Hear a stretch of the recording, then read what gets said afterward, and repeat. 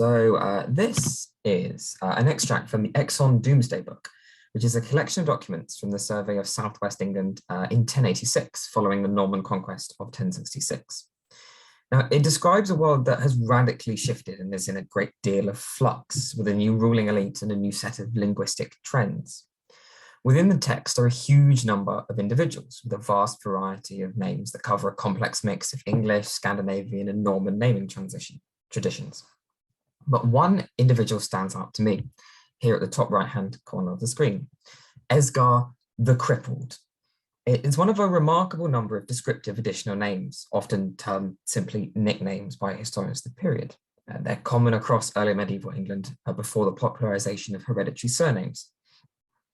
Now, these additional names are, I think, best termed agnomina, as Peterson has suggested in his work on the Scandinavian examples, as the most convincing and exclusive phrase for these additionally descriptive nicknames in historical sources. And this is the terminology that I'm going to be employing here throughout. Now, cripple as an onomastic choice brings with it some very serious emotional responses to a modern audience. It's exclusionary and offensive vocabulary. It's designed to mock and ostracize a person. Now, much work has been done on the power of so-called nicknames in not just reflecting the social systems of identity and power, but in actively creating and negotiating them. Opie and Opie's work among school children is particularly important here. Now, within a modern context, to name somebody cripple is to instantly place that person within a specified social status. So today, the main question I'd like to ask is to test a simple hypothesis: that whoever gave Esgar this agnomen, whoever named him the cripple, did so in an act of ridicule and exclusion. Now, this forms part of the larger focus of my entire current PhD thesis. I'm interested in the relationships between the corpus of agnomina and the social systems that existed within early medieval England that created them. Particularly, I'm interested in the possible uses of historic onomastic data to work backwards to try and view now invisible social systems, what we might call an explicitly historical socio-onomastics. Where archaeology and historical sources fail us, can onomastics fill the gap? In particular here, I'm working within the conceptual framework laid out by Posselt. In his examination of slightly later medieval additional name data, Posselt explores the mechanisms between the link between agnomina and regulations of social norms, expectations, and power. To this end, I've begun constructing a collection of early medieval agnomina and beginning to explore their possible meanings and implications. The agnomina in my database are drawn from the textual sources of early medieval England, defined and dated from circa 410 until circa 1100.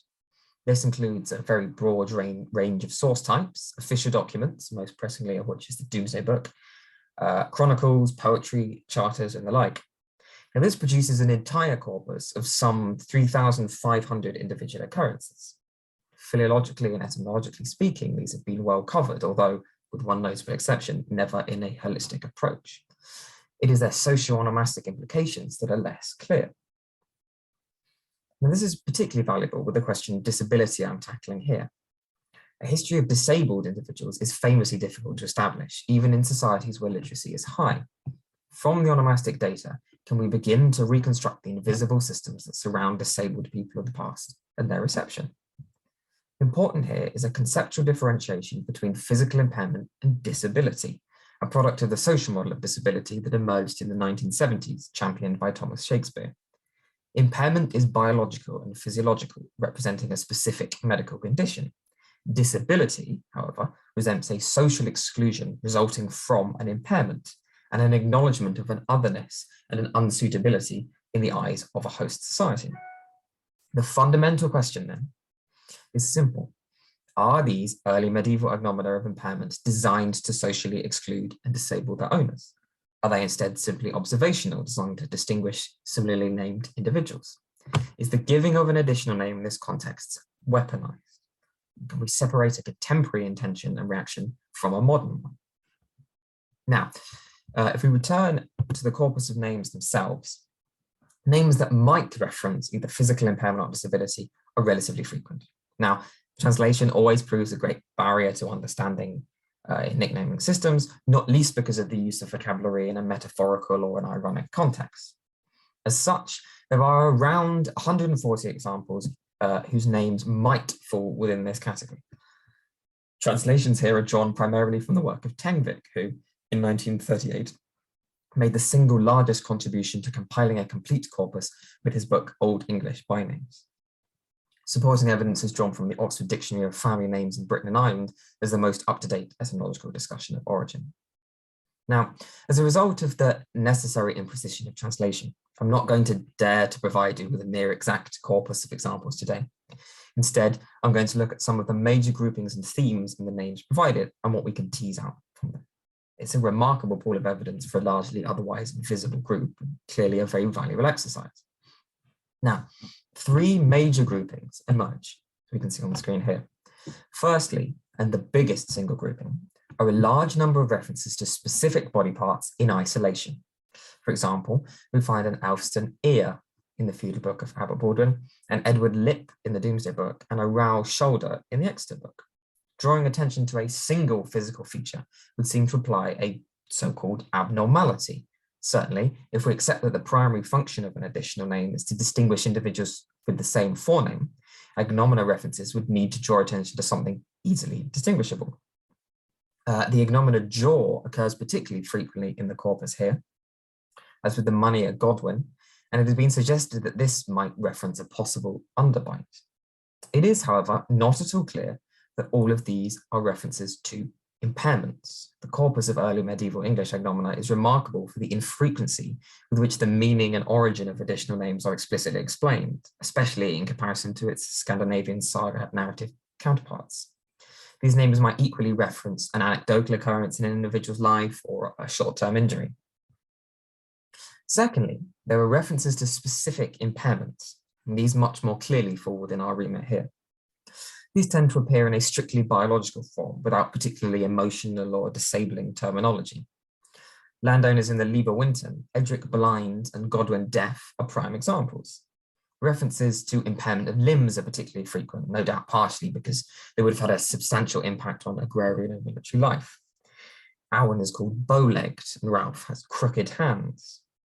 Sometimes these appear in a metaphorical form. Leofwin is called hollow-eyed and Herbert iron-feet. These are clearly also impairments, although the exact medical conditions that these individuals had, it is obviously very difficult to deduce. Finally, there are a grouping of agnomina whose modern English translations appear to employ a set of actively disabling vocabulary. Esgar the Crippled is joined by Leomar the Crippled in the Feudal Book of Abbot Baldwin, and in the Exon Domesday Book by Edric the Mutilated. Richard Feeble is found in the Nottingham section of the Domesday Book too. Are these prime examples of deliberately exclusionary agnomina designed to isolate disabled individuals? Are these the weaponized names, evidence of the mechanisms for excluding those who are physically different? Well, we can start by contextualizing this onomastics within its broader historical context. What do we know about how contemporary minds conceptualize bodies that were different from their own? Well, in brief summary, there is no overwhelming evidence that all impaired individuals were seen as disabled within early medieval England. Now, the so-called moral model of disability is certainly present across Europe in the medieval period, with physical impairment interpreted as a result of personal sin. The Old English text Lacnunga frequently attributes poor health to supernatural causes, while Elfrich's homilies explicitly state that the devil has a part to play in illness. But this is far from a consistent trend, even in the literary output of the period. Indeed, England's most famous pre-Norman king, Alfred the Great, suffered heavily from what was likely Crohn's disease. An individual called Asser, who was Alfred's biographer, wrote the 9th century Life of Alfred, and he cast this illness as a divine challenge met with pious resolve and a mark of strength rather than weakness. Asser's work is, of course, deeply propagandist, and we shouldn't assume attitudes towards the king are evident of universal attitudes. It does, however, suggest a certain malleability in attitudes. A question of context seems significant, and it is remarkable that a relatively high number of those with agnomina of impairment come from an ecclesiastical context, especially from lists of brethren in monasteries. Are we dealing with a process by which impaired individuals often gravitate towards a religious institution, either abandoned as children or as a migration later in their life. It's certainly remarkable that the 11th century Benedictine monk Hermann from the continent, known to history also by the agnomen crippled, appears to have not been excluded from the production of an impressive output of chronicles and musical texts. Would Hermann have flourished in a non-ecclesiastical context? It is archaeological evidence, however, that sums up this unclear attitude towards the physically impaired best. Brownlee has found that 20% of physically impaired skeletons, skeletal remains, are buried in so-called deviant burials. Those are ones that differ from traditional burials in location or practice in an apparent act of social exclusion. In summary, while we have no evidence of top-down control or officially sanctioned attitudes, it seems as if in some cases impaired individuals were treated differently, perhaps at the hands of local superstition, while in others they were not. Now, what I'm going to suggest here is that this final grouping of explicitly disabling agnomina is largely an illusion created by a selective process of translation. The Old English terms unhailu and unferes, which Bruce finds as the most closely allied to our modern concept of disability, are notably entirely absent from the corpus of additional names. The medieval Latin term debilis is also completely absent, noted for its breadth of possible conditions. In this sense, there is nobody actually nicknamed the disabled at any point within our corpus. Instead, this terminology seems frequently to actually reference relatively specific physical impairments. And the use of the Latin term mancus best illustrates this. Although translated here and throughout modern scholarship often as mutilated, it appears twice in contemporary texts, glossed as the Old English word anhandi, which literally means one-handed. Indeed, the Dictionary of Medieval Latin from British sources notes a specific correlation between the term and specific hand impairments. So, are we wrong to see Edric as mutilated in a general sense of social unsuitability that the modern context of the word would mean, and instead simply as one-handed, as the result perhaps of war or agricultural accident? Perhaps even it's a reference to a kind of ritual mutilation as punishment. Egbert, one-time king of Kent, certainly has his hand removed when he is deposed. The Latin term decrepitus, translated by Tenvik as feeble, has a consistent association specifically with old age. Certainly, the agnomen the old is one of the most frequently occurring in the medieval corpus, used traditionally to distinguish between a father and a son coupling with the same forename. Is this what's going on here too? The Latin contractus is another prime example that's traditionally, as in Tenvik, translated as crippled or mutilated, as in the case with the esguard in the introduction here. But Brunnerholzer has suggested that its application to the Benedictine monk Hermann may have been a reference specifically to motor neuron disease. And it's not at all clear that this terminology is consistently being applied to the same condition, but it's another prime example of vocabulary being used not in a generalized sense, but in a far more specific one. Now, an interesting exception to this rule appears to be those agnomen that reference psychological conditions. This group is far less clearly defined, and it's hard to draw a definitive distinction between references to medical conditions and a sort of general set of insults. Terminology seems consistently more judgmental of the individual and more emotionally charged. There are, for example, 2 individuals given the name simply stupid, 3 more foolish. William, Robert, and Gunfred all inherit the agnomen badly educated. This may be a tacit reference to an original perceived deficiency of an ancestor, although it may simply also be a reference to an actual lack of education. Certainly, Mikkelsen Amberlang has suggested that all references to cognitive conditions should be considered disabling, because unlike physical impairment, they're not observed and recorded unless they are actively deemed exclusionary. Particularly interesting here is a dominance of Old French terms for mental impairment, implied exclusively to normal individuals. Earlier references in Old English are much less clear. Powell notes the frequent correlation between psychiatric disorders and supernatural references in the Leech book, an old early English medical text.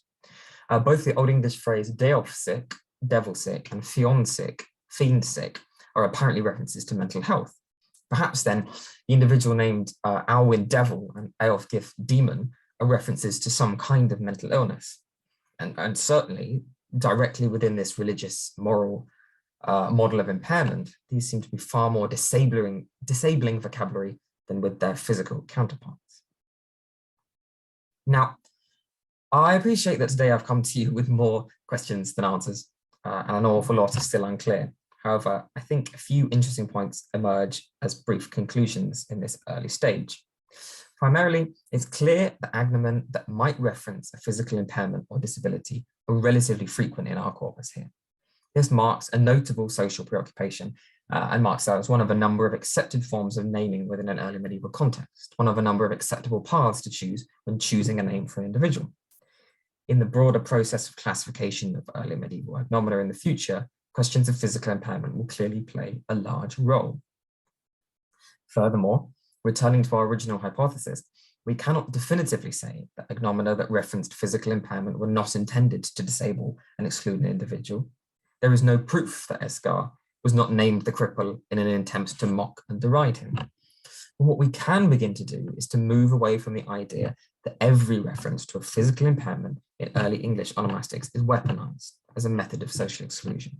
It seems perfectly feasible, in conjunction with historical, archaeological, and linguistic evidence that these names are also primarily observational instead. Finally, the evidence here is also a stark reminder, if ever one was needed, of the importance of a complex and well-rounded, rigorous translation of agnomina. When dealing with historical onomastic data, when trying to tease out historical systems from it, it is the context in which vocabulary is used that is crucial to explore the full range of possible translations. And this is a very valuable lesson for the future of this project as I move on. Thank you. I think I'll leave that there for today, and I'm happy to answer any questions if anyone has any. Thank you so much, Tristan. I appreciate how careful you are with your research at this stage, all the consideration you're giving to context. That was one of your conclusions, that that's something important for you moving forward, but that stood out to me.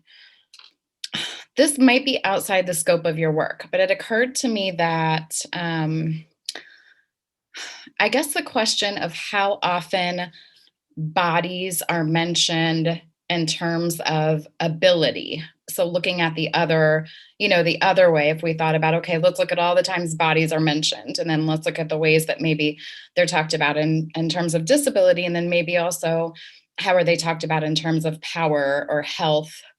You mentioned strength briefly, but maybe sort of comparing like the positive and negative, so to speak, kind of traits of how bodies are talked about might be fruitful. Definitely, and there are about 20 examples which seem to be analogies for skill or strength. So things like gentle hands, for example, that imply that they're probably good at some kind of craft, but the context is lost. But notably, there are many fewer examples for ability and positive attributes than there are of openly negative ones. To me, that seems like it might support your case about it not necessarily always being, to call out someone's disability in a way of ridicule, but just as descriptive, right? As a way of describing bodies. Yeah, definitely. Let's see. Alexa says, interesting to compare patterns with a huge amount of references to disability in Roman naming. A different animal, though, as those came to be heritable. Yeah, and we... at the very, very end of this period, you start getting heritable names. The Normans tend to have just about heritable ones that they bring over from Normandy. So that transition is going to be a particularly interesting thing that I haven't had a chance to look at yet. But yes, some of the old French vocabulary here is that referring to a previous relative who had a physical impairment rather than them themselves.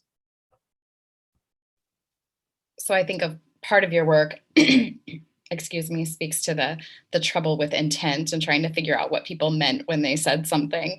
I guess one question I had when listening to you present is, if you were to look back at contextual information and determine one or the other, whether it was descriptive or whether it was pejorative in some way, how might that change your research moving forward? Well, definitely be a lot more specific if I could definitively define these. That would be a lot more useful. Yeah, these kind of systems that we're looking at the moment have to be in very, very abstract terms. But I think defining it too precisely is perhaps a mistake, because there are one or two cases where we know the application was ironic or the dual meaning is sort of the point of the name. There are one or two cases, especially in saints' lives, where it goes into enough detail for us to know that. So I think that ambiguity is probably a strength rather than necessarily a weakness, because it would have been ambiguous to them as it is to us. So there's a comment, nothing to do with naming, but I live in York, just around the corner from where 23 skeletons from the English Civil War who were assumed to be soldiers. One of the skeletons turned out to be physically disabled and was a blood relative of one of the others. Thank you for sharing that, Helen. Okay, a couple more comments, one about some terminology, and one suggesting looking at literary texts, perhaps. Oh, they're all coming in now. So many comments. Are you reading them along with me, Tristan? Yeah, so the first one on nicknames and agnomen, I think in historic, like historiography, the word nickname has been bandied around very imprecisely because, you know, historians aren't experts on onomastics. And so Peterson wrote this really good article on Viking nicknames, and he suggests that we look at nicknames incredibly broadly in the sense of all additional names, pet names, and so on and so forth, and agnomen just in the context of kind of descriptive additional names, and that they're more interesting because genealogical names, son of, whatever, they follow very obvious rules. But when you're given unlimited creative freedom to think up a nickname, that's what tells you something about society. So that very specific freedom of creative descriptive names is what Peterson defines agnomen as. And that's up for debate, but that's very much what I've sided with. In terms of literary sort texts, they are very useful, and I will hopefully by the end of the project have looked at more of them. There's an awful lot of Old English poetry, tens of thousands of lines, which will be read and will be more. I've looked at a bit for the context of literature use, but nicknames are quite, and agnomens specifically, are quite infrequent in the poetic corpus, which is interesting. So in Beowulf, there's only one example of a nickname at all, which is surprising. I'd be very interested to help anything with reviewing that. That'd be perfectly. If you need me, I'm happy to do that. Yeah, and Crookshanks is an interesting name, and one that I don't really know anything about, but certainly I should look into it as an interesting kind of obvious modern survival.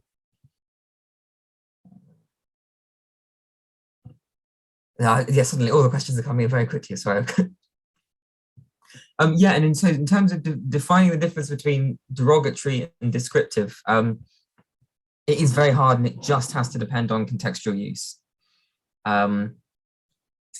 If there are one or two extant medical texts, they in Old English, they tend to use vocabulary that is much more scientific, or as close to scientific as you can get for the date. Whereas there are lots of sort of religious texts that use very emotional language, and that's kind of the big divide. Whether they are words that are used in association with religious metaphors, with sort of supernatural metaphors before Christianity, and whether they're kind of used in a very medical, straightforward sense. So the question of applying a nickname to a person with a disability, if it increases acceptance, so certainly there is that role of nicknames defining the boundaries of group identity. And it is possible that you could apply these nicknames in a kind of what we might call banter these days, you know, like a sort of light-hearted ribbing of somebody. It is perfectly possible. And it is ultimately something that is impossible to prove, sadly. So I've just got to acknowledge that complexity and yeah, acknowledge that within the model. I'm afraid I can't give you an obvious answer to that. I think that's all the questions. Thank you so much, Tristan.